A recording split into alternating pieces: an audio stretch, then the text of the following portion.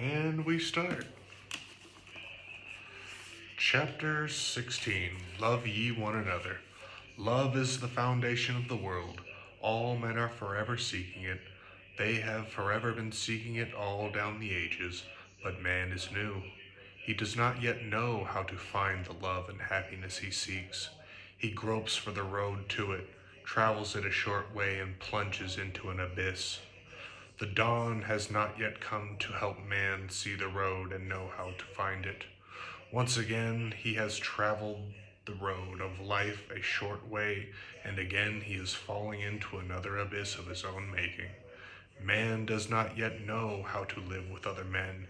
He has not yet found that every other man on earth is a part of his very body, his very self, not merely his brother. No man should intentionally hurt his own body, but he intentionally hurts other parts of his own body which he thinks of as other men, not knowing that they are one and inseparable from him.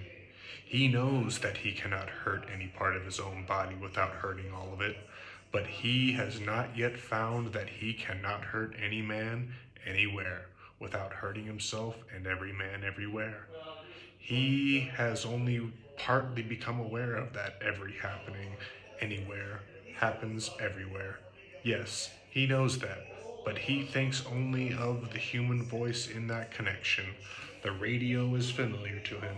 He hears the voice of the news reporter telling him of the anguish in Saigon or Korea. He also hears of the tortured camp. He also hears of the tortured in camps and of hundreds of sons of the world mother buried alive by their other selves. They do not even know that they are also burying themselves and all mankind.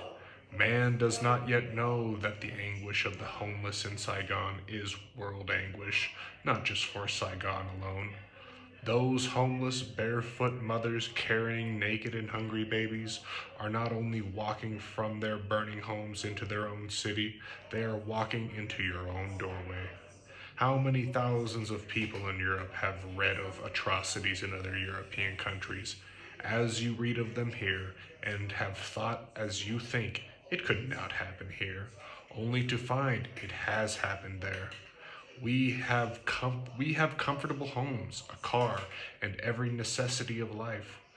So had they, but there were those who know not what they do, who stepped into factories and homes and ordered them without nothing but the clothing on their backs. 3,000 miles away means nothing. What happens 3,000 miles away happens in our own homes. People who are hurt 3,000 miles away are hurt in our homes. For what happens anywhere happens everywhere. Thousands of our own sons died while the people of Korea 9,000 miles away were being hurt. Their hurt was every man's hurt. When one part of the world is suffering untold agonies and our part of the world boasts of great and increasing prosperity, as we are now doing, we are living in the fool's paradise. Those untold sufferings of the other half of the world are debts which must be deducted from our credits to make us poorer each year instead of richer. Our country can our country can call itself richer when it profits itself by another nation's poverty. Our riches today are the fruits of world crime. They always have been. This has always been a gangster's world which enriches itself by impoverishing others. No gangster has ever been able to hold what he has stolen and live in peace without having armored cars and bodyguards to help him try to hold it. For such a man to call himself rich, prosperous, and happy because of his mighty possessions is living in the fool's paradise that our world is living in. Never in history has this man-made gangster world ever had to have so many armored cars and so huge a bodyguard to protect itself and its mighty possessions from further confiscation by greater gangsters. Only 1 decade ago, we ended a second war, which we had fought to end wars. We looked for an era of peace, but instead of that, we have spent many more billions to protect ourselves from more enemies that our unbalanced civilization has been perpetually making for ages. Shall we again have to fight another war to end wars? If so, will it end then? Will it end them? Has war ever ended in peace and happiness without leaving an accumulation of fear, hatred, and enmity to breed more wars? Yes, we know that it is necessary and expedient, but what kind of world is it that makes such an expedient become a necessity? Where is the wisdom of building that kind of world by people whose sole desire in life is to find happiness, peace, and prosperity? Man always kills the thing he loves, and that is what he has done again and what he must pay for. The game of seesaw, which life is, cannot be played very long with a full grown man on one end of it and a little girl on the other end. Nor can our civilization continue the game for very long with an elephant on one end and an ant on the other, as it is so hysterically trying to do.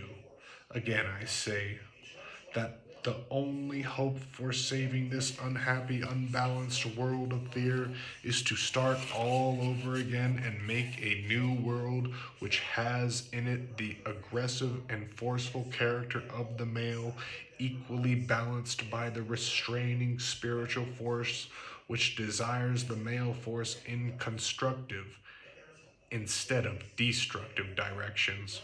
We may as well do this now instead of continuing the old self suicidal way, for natural law will not permit such an unbalance to continue. It is time that we looked at this falsity of riches we boast about and realized that our country is poorer today than it ever has been in history. This once bountiful, solvent nation is insolvent today. Its debts are greater than the real estate values of the whole country. Every child who has been born since 1950 in many thousands of dollars in debt at birth, with no assets to pay that debt, and no hope of getting out of debt during his whole life. No one man in this country owns his home because it is first security for a national debt, thus making every citizen insolvent. That is why our so-called prosperity has no foundation, for we have made our nation prosperous by making its people insolvent. Do not therefore say it cannot happen here when it already has happened here. Do not also say that we are rich and prosperous because everyone is earning money by taking it from his own pocket to fill another pocket of his own. Do not be so sure, for do not be so sure, for even what you think you may well, let's see. Do not be so sure, for even what you think you have may not be yours tomorrow. When the world talks prosperity because we have sold 1 million more automobiles this year than last, and the stock market is higher than ever before in history, that is but one side of the world ledger. The other side of the world ledger, however, tells us that there is a corresponding increase in crimes, criminals, and youth delinquents. Also, that there are billions and billions being spent to protect us from our enemies in order that we may even survive to do business. Thousands of American lives are being sacrificed to protect us from enemies which we made by business greed. These tragic items are our fixed overhead charges, which enable us to build our seeming prosperity. Where then are the profits? What people fail to realize is that seeming world prosperity will not save a falling civilization. The Babylonian, the Greek, the Roman civilizations were luxuriously wealthy when they fell. Too much luxury even contributed to the fall of civilizations, just as money and luxury in a home often degenerate progressive families into what are known as the idle rich. Moral degeneracy alone destroys civilizations. Money and prosperity is not a controlling factor. Even if we sell 50 million more cars this year than last, or even if stocks sell for 5 times as much this year than last, this civilization will as surely fall as other morally decadent civilizations fall unless the cause of its falling is removed. Once one might as consistently tell a man who has a very bad heart that nothing can happen to him because his business is doubling its profits yearly. Why is all this? We do not know how to live. We place money values even ahead of life itself. We do not know the value of our neighbor to ourselves. We do not even know the relationship of our neighbor to ourselves. We have no living philosophy to live by. We have but a philosophy to die by.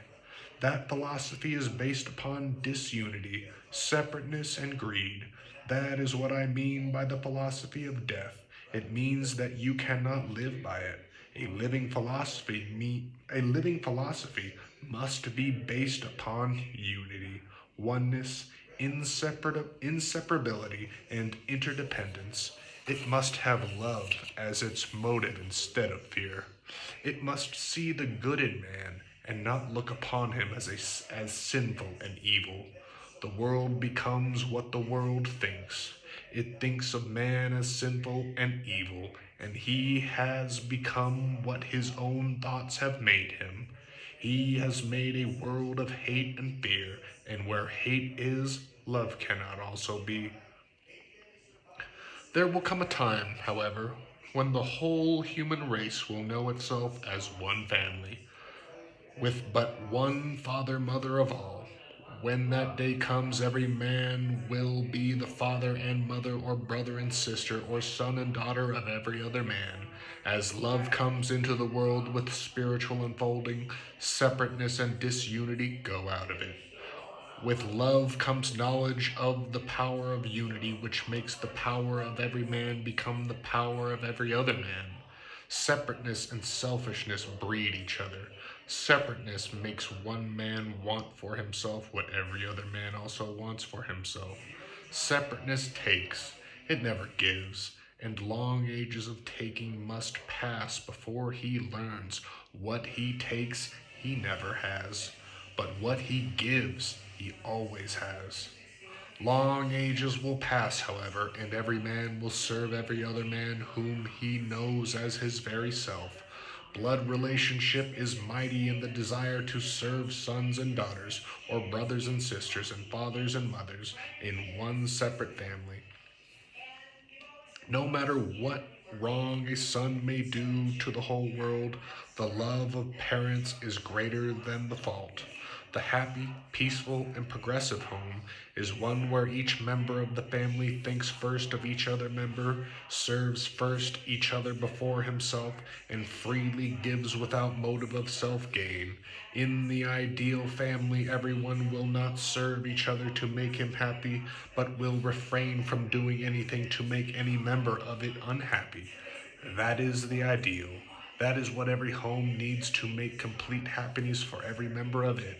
The world is one family of one world home. The ideal world is one in which every member of it serves each other lovingly to give him happiness and refrains from doing anything which will take his happiness away from him. That is the ultimate goal. That is what mankind has been striving for. That is what he has been striving for over the long eons. For these long ages, he has ever been searching for the road which will lead to that goal of romance and peace. Yes, that is the ideal and the goal. But how very far the world's family is from such a goal, and how far the average individual family is away from it. It would be difficult to find a fam. It would be difficult to find such a family anywhere, but there are many of them who have so nearly approached it that their example is a light shining out of the darkness. For the world family, that ideal is still so far away that it may again destroy itself several times before it learns the lessons sufficiently to function as a whole. If you know any family in if you know any family in your town whose members are divided against each other, as our present world family, you know for a certainty that such a family will break apart and go to pieces. You would know that its disunity would destroy it eventually. It would seem that the world family has not even found the road which leads to unity and cohesiveness as yet. Oh, how many individuals and families have thought that they had found the road to happiness and have lost it in just not knowing how to live it. We have never really known how to live life, either individuality or collectively as families, cities, and nations. Life is an experiment in trying to find a way of life. It is full of comedies and tragedies and other problems which confront everyone all of the time. They are always here in your home and mine, in your life and mine, and the greatest problem is how to meet them and dissolve them. That is what I want to talk about over the rest of this book. To have a living philosophy which will meet all problems alike and rise above all of them with glory rather than anguish and become strong because of them is of first import in man's self education. Problems are all alike in principle, they differ only in details and form. Like the 10,000 stories written about the same motive, so let us take a familiar one which thousands of men and women are facing in their immature civilization which is as yet but coming out of the dark. A very happy woman was sure she had found romance, love, peace, and security. Then one day her whole world crumbled and fell at her feet. Her husband telephoned her that he would be detained at the office until late. He had telephoned her 100 times before saying he would be detained, and she had never known a moment's concern, for she had known in her heart that it was all right. This time it was different. She trembled with some dreaded fear, even before lifting the receiver. His voice was the same cheerful voice, but there was something strangely different about it. She was deeply disturbed, for some bits of gossip had reached her ears which she had ignored. But intuition was making it difficult to answer her. Whoa, whoa, whoa, whoa. But intuition was making it difficult to answer with the naturalness of her own cheerful voice. For a long time she sat in silence by the telephone after hanging up the receiver, something which had never entered that home before. I gotta start over. For a long time she sat in silence by the telephone after hanging up the receiver, something which had never entered that home before came into the damn. For a long time she sat in silence by the telephone after hanging up the receiver. Something which had never entered that home before came into it that moment. That which entered her home that night was the dreaded destroyer of all that man calls good in the world. Its name is tension. Tension came into her home, her heart and her romance to multiply until happiness became impossible for one who did not know how to meet it in any other way. Then tears, weeping, supplications, and compromise. When such a tragedy threatens the happiness of any woman or man, the event itself is far less important than the way one meets it. How will this particular woman meet it? That is what is important, as we are seeking a right way of life, and as life is full of big and little problems. Let us take this particular problem of this Greek's grief-stricken woman and discuss the merits and philosophy from the points of view of natural law and God's ways and processes. There are two ways of meeting every problem of life. The grief stricken woman has her choice of those two ways. One way is the way of weakness, of tears, grief, pleadings, and supplications. That is the wrong way. It multiplies tensions by compromising. It attempts to cure wrong with wrong. That is the weak way which creates a long life of continuous unhappiness. The strong way is by not compromising and knowing how to intellectually meet such a challenge. The weak way begins with multiplying tensions instead of dissolving them. That is the first thing anyone should think of in meeting any problem. Whatever tensions has been created by the appearance of that problem must be dissolved. It must be utterly eliminated, no matter what the price must be paid in humility and material loss. Tensions cannot exist in anyone's life without his permission, nor without nourishment supplied by him. Happiness and tension cannot possibly coexist. A few agonizing weeks pass, and this woman, whom we call Sarah, has become quite convinced that another woman has come between herself and her husband. Being no longer able to stand the grief of it alone, she takes her first wrong step. Instead of working in the direction of dissolving the existent tension, Sarah tells her mother all about it. There are tears and much grief. Her mother is sorrowful and sympathetic. She shares her daughter's troubles with her. They cry a little together. Sarah thinks she feels a little better by trying to feel her mother's love and sympathy, but what has really happened is that Sarah has created another tension and another problem.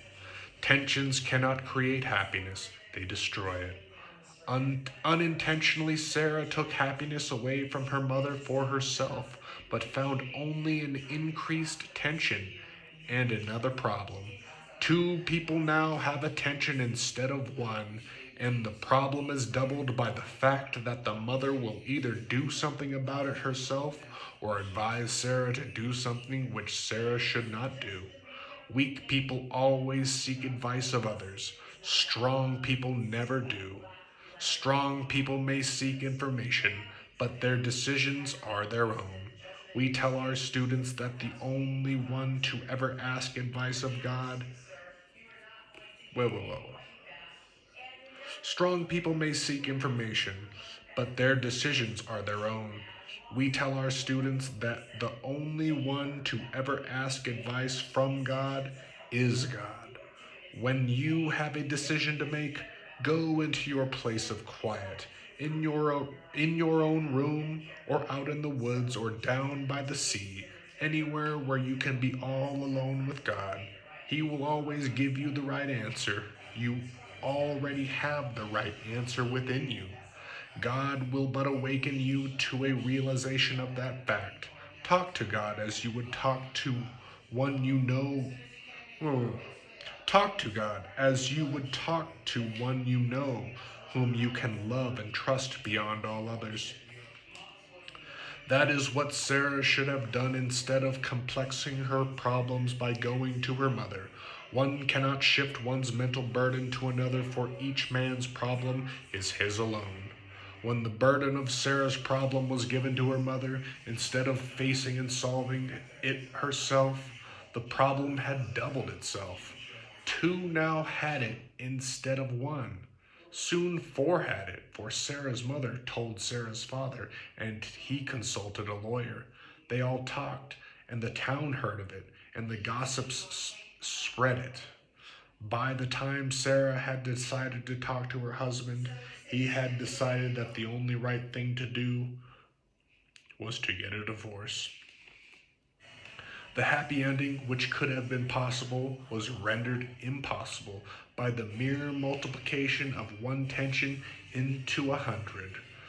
What he might have said to her alone, where he could open his heart to her, might have cured her heartache and saved their home.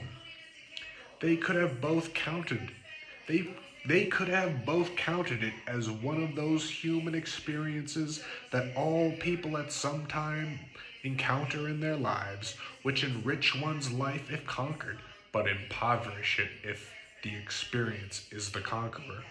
When Sarah talked with her husband, her mother was with her to protest, to condemn and blame, and her father and lawyer were there to build an impenetrable wall around the case to keep peace and happiness out of it. Love knocked hard on the doors of that wall in hope of being allowed to come in where the light of his love could be seen in his eyes and felt in their hearts. The words of the mother locked the doors still tighter, and the formality of the father and lawyer made love stop knocking at the door to weep instead. Thus, it was that one more home was broken up, a problem of life, just one of the thousands of problems of life which will forever confront you and make me and everyone who lives succeed in becoming real instead of its unreality being dissolved as black clouds dissolve to let the light come through. That is what came of the meeting of that problem, the wrong way, the weak way of self injury, the way of tears and grief, and a bit of sympathy, compassion, and pity.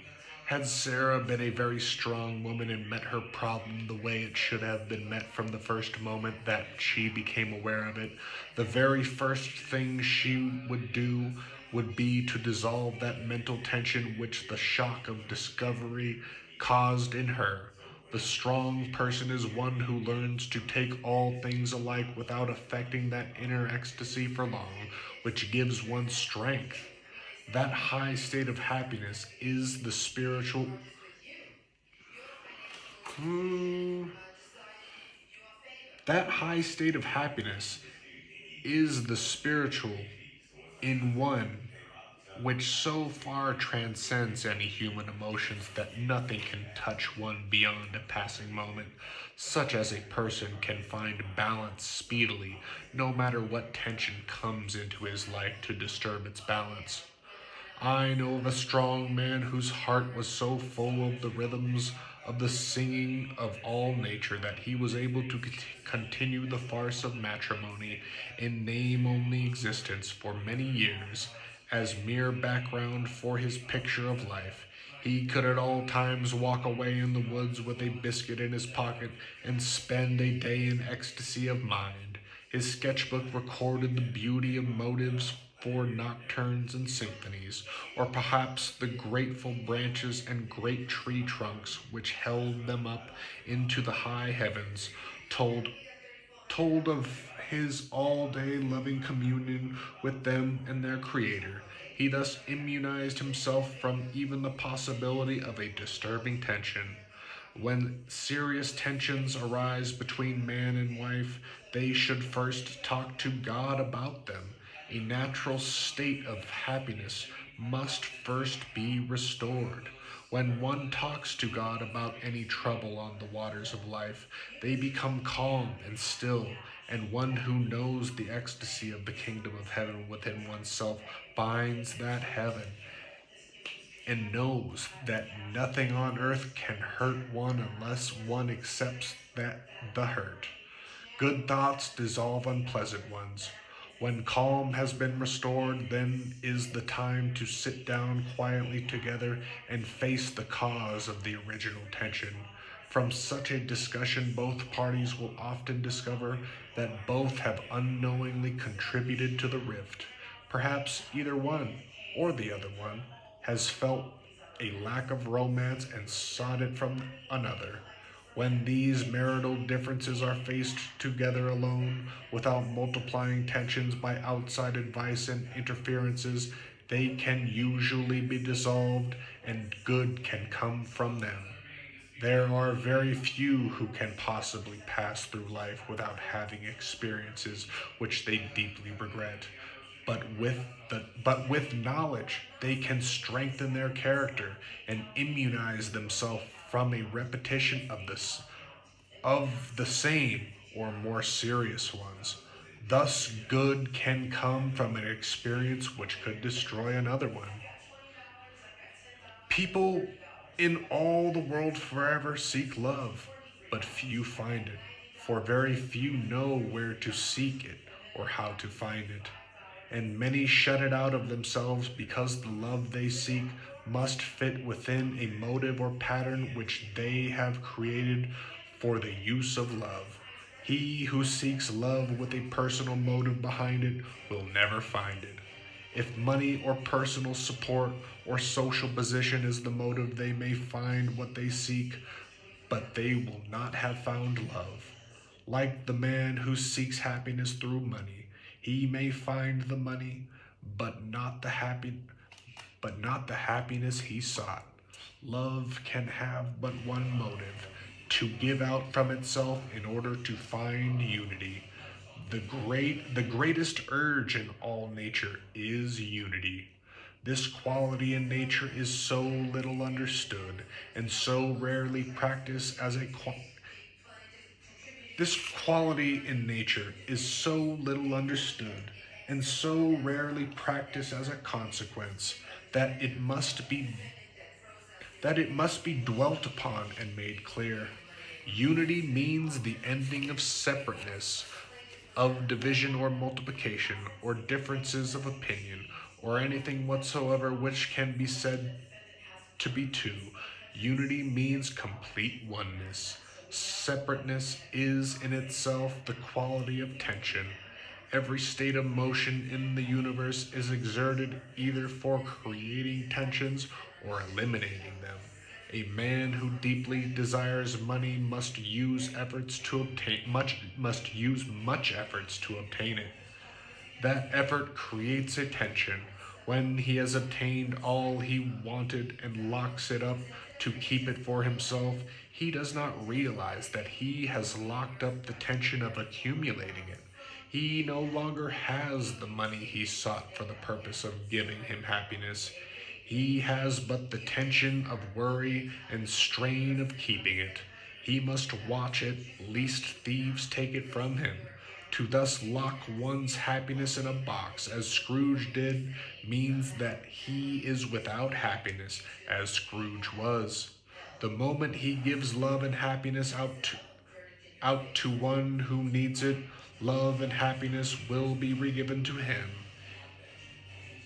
He then has what he has given, but never can have while it is locked in a box for himself alone. Even this example must be amplified, for very many people do not understand what Jesus meant when he told the rich man to go sell all he had and give it to the poor. Once I once heard a rich man combat the idea very severely.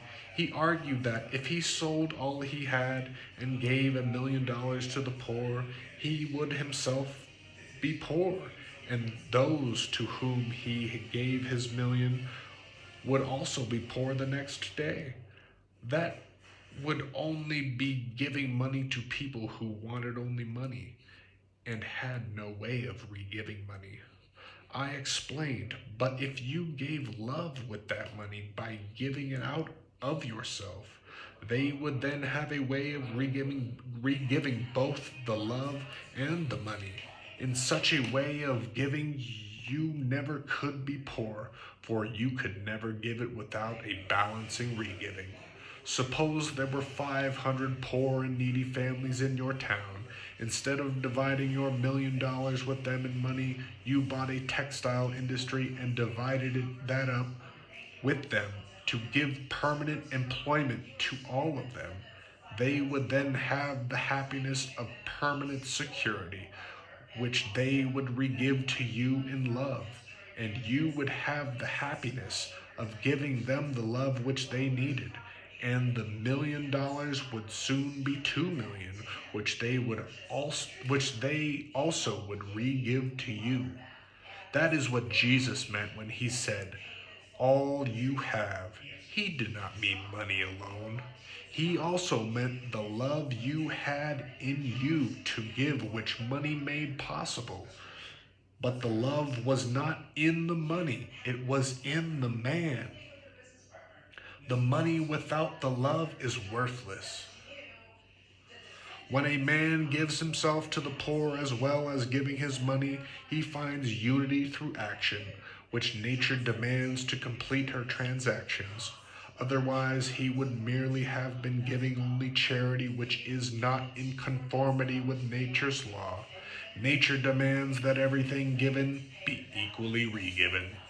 Self-created tensions which destroy happiness of many families have numerous illustrations in homes where mothers and fathers prevent their children from living normal lives by insisting upon living their lives for them.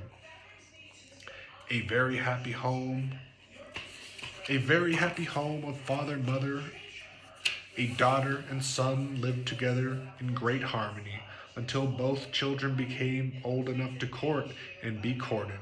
The father died, and the mother suddenly developed the idea that her children should sacrifice their lives for her instead of the natural desire of wanting to see her children happily married. The thought of losing them struck terror in her heart.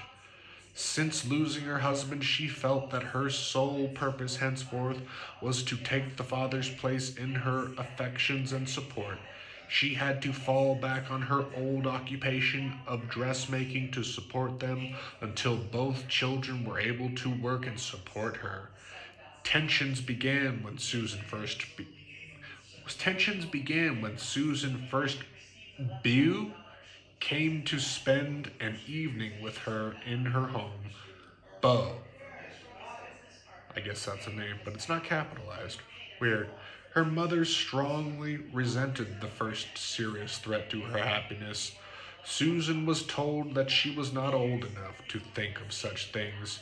She also had her mother to consider and could not waste time on boys.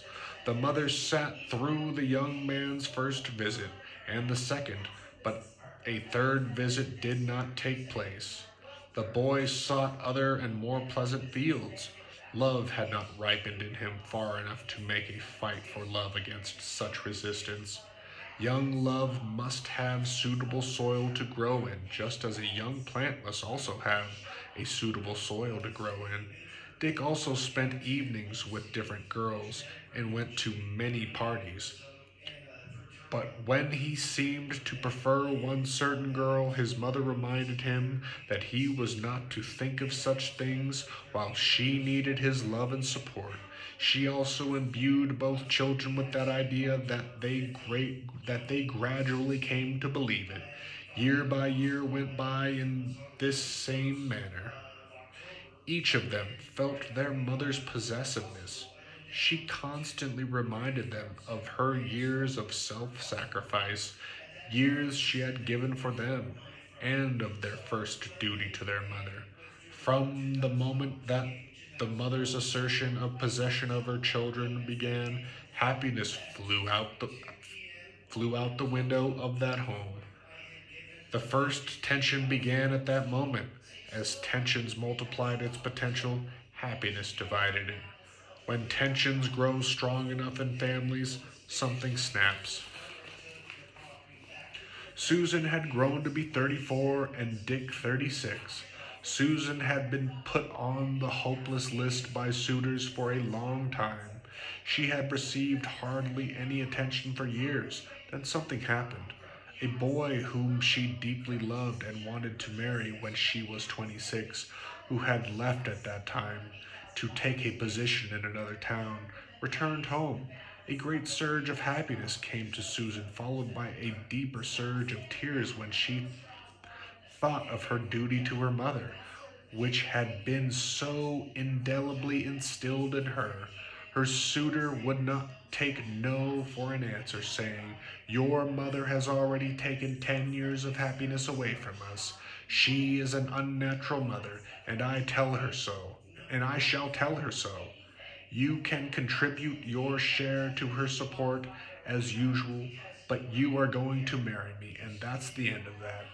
There was a scene, a memorable scene, but something snapped in Dick too, and he said things to his mother that he never dreamed possible. So hypnotized he had been by the idea that sacrifice for his mother was his unquestionable duty. When he found that the assurance of continued support meant so little to her in comparison with the desire to possess her children, he said to her, "Mother, you have had the marital happiness. You have had a husband and children and a home. It is not you who have sacrificed for us. You have sacrificed us for you. Susan loves John and should have married him 10 years ago. She will marry him now, and I will marry Nancy, who is growing old and waiting for me. You should find happiness in your added children and grandchildren, as other mothers do. I hope you will too. But we have finally awakened to the truth of the situation and shall live our normal lives as you lived yours. This particular mother was unable to adjust herself to the naturalness of family growth because she had never learned to give happiness by sharing. She was unable to find happiness in the midst of she was unable to find happiness in the midst of an abundance of it. Therefore, she manufactured her own loneliness and unhappiness. Thus, one more home in which were all the elements for making happiness was broken up by not knowing how to live life in harmony with the one law of balance which governs all life. This was just one more problem of the many thousands of problems which everyone meets continuously. There should be no difficulty in meeting any one of them if people have unfolded far enough spiritually to first ask God to tell them how to settle their problems. The law courts are jammed with the law courts are jammed with thousands of human problems which need not be there. Every man who sues another man knows in his heart what he is doing. Oh, every man who sues another man knows in his heart what is the right thing for him to do, and the man who is sued also knows what is the right thing for him to do. Both knowing that, and knowing the right way is the only way, why do they still fight each other in court, like enemies instead of sitting down together as friends? The answer is that the majority of people who go to law with their economic difficulties either want to get the best of the other fellow and get all that they can for themselves, or dodge a responsibility which they know they should meet. By defending an action, they hope to dodge much more of that responsibility than by paying it in full. One of our lawyer students said that fully 70% of our economic problems could be settled out of court if people really wanted to be fair. He has caused many of his clients to sit face to face with their opponents and settle their differences on a fair basis, which keeps friendships instead of on a forced basis, which loses friendships. He cited a case where his client's opponents refused to meet in a friendly way to discuss a suit for heavy damages, which his opponent insisted upon instituting. This lawyer and his client had concluded that a generously fair amount due to the opponent was $50,000 and had offered that amount in a friendly communication. The offer was refused and the suit was for $200,000. Went into court which awarded only $20,000 instead of the $200,000 on the ground of the contributory negligence on the part of the plaintiff. When the client said to his attorney, "Well, John, we have saved $30,000 by going to law," the attorney was surprised. The attorney surprised him by replying, "No, we have not saved 30,000, for we are going to send him the 50,000 which we offered him." "Why in the world would we do that? We won the case, did we not?" the client asked. Yes, we won it, but we still will lose it if we do not do what we thought in our hearts was the fair thing to do. If the law gives him less than what he thought was fair, we are hurting ourselves by taking advantage of it and losing a friend as well. A check for $50,000 was sent with a letter which started with these words: Dear John, I deeply regret the decision of the courts. I, I deeply regret the decision of the court in the case just settled. We may have disagreed between ourselves about the amount you were entitled to and that we should pay, but our conclusion that we fairly owed you the amount of our enclosed check cannot be altered even by a court decision which we are unwilling to accept as fair. It is needless to say that such a conclusion canceled out a tension which might never have been canceled out in the lifetime of those two men. Had the check for $20,000 been sent to the plaintiff's attorney through the attorney for the defendant, there would be a residual tension accompanying that check which might have cost 10 times the 30,000 saved in goodwill. The combativeness of human nature disappears entirely when the love force of nature destroys separateness and its consequent selfishness. Combativeness and selfish desires of getting all that one can out of a transaction with another man is an attempt to bargain with God. That is impossible. God will not let you take more than the law or less than the law. If you force a settlement with your neighbor for less than nature's one law of balance should give you, there will come with it a costly tension which can never be canceled. To better comprehend the permanent damage of the tension which always lasts until canceled, take a strong piece of rubber and stretch it as far as you can hold it there. Not for 1 second can you be aware of that straining tension which you have made for yourself. If you were to if you were obliged to hold it in that position, you would give all you had to be freed from it. Try also to do that. Try also to do your daily tasks while learning even 3 degrees from your equally balanced position. Just that little 3 degrees would make your life many times more difficult and uncomfortable, yet practically every man on earth is in that position or worse. Every man has a certain number of tensions that he has created in his daily life, which he must continually work against. Added to that is a great world tension of unknown power which everyone knows could destroy half the world overnight. The great world tension exists. No one knows exactly what it is, but everyone feels an ominous threat of an unknown something in the air which prevents complete happiness. Wherever tensions exist anywhere, complete happiness is impossible. That is why every problem which comes into anyone's life should be faced immediately, no matter what it is, and eliminated. Search for the cause of it. You probably made it in some dealing during the day.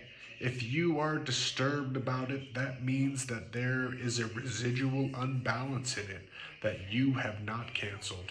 You cannot possibly be completely happy until you have voided that residual unbalance. It is as though it is making you learn several degrees off center from gravity. Whoa, whoa, whoa. It is as though it is making you lean several degrees off center from gravity. A renowned New York industrialist who attributes his success to fair dealing and giving service instead of taking it. He said that if he found that he had hurt a friend, he would seek him out at once and heal his hurt before the day could pass. That is such a simple principle to understand that it is strange that people do not realize it. Many a marriage could be saved before many a marriage could be saved if before going to sleep either a husband or wife said, I love you, after there had been a discordant note which left even a slight tension. Consider the common practice. Whoa. Consider the common problem of loneliness in a world where everyone is seeking friendships. Every lonely person is surrounded by love and friendship, which is hers or his for the asking. They want to take it instead of giving it out. They want attention to be shown to them instead of giving service to others. They wait for it to be given to them without giving anything out to others. Everyone who wants love and companionship can have it in abundance if they will only give loving friendship to everyone they meet. One cannot keep love away from oneself if one gives love. The girl who radiates friendliness and charm of manner attracts many more friends than the haughty, self-centered one who demands admiration for herself. Lao Tzu once said, he who desires honors should first honor others. One who desires admiration, therefore first give admiration, or forever be without it. It matters not what your trouble or problem may be if you will but realize that God has forever whispered his loving instructions to you since your very beginning. God works with all of his creations, all, all of the time. When after long ages men become aware of it, their very destinies are simplified by learning how to work with him. Do not, therefore, wait until you go to bed to make your habitual prayer to him. Be aware of his presence within you. Be aware of his presence within you every moment, so that you are as aware that he is working with you as you are aware that your partner is working with you. Moment to moment awareness of God's presence is needed for the unfolding. Whoa. Moment to moment awareness of God's presence is needed for the unfolding of your destiny through work, and it is also needed to retain a state of perpetual inner joyousness, which will immunize you from the toxins of fatigue. Joyousness is love. One whose nature is joyous will very often not show the slightest signs of fatigue, while the morose ones or the one who does not love the work he is doing will fatigue very quickly. Again, I say, life is difficult to live when one does not know the kingdom of heaven which centers him. The more that anyone acquires conscious awareness of God's eternal presence within him, the easier the living of life becomes. This chapter closes with the admonishment to love ye one another, as it opened with those same words, and as every chapter of life experiences should begin and end, for love is the foundation of life. Not the best, but getting better at reading aloud.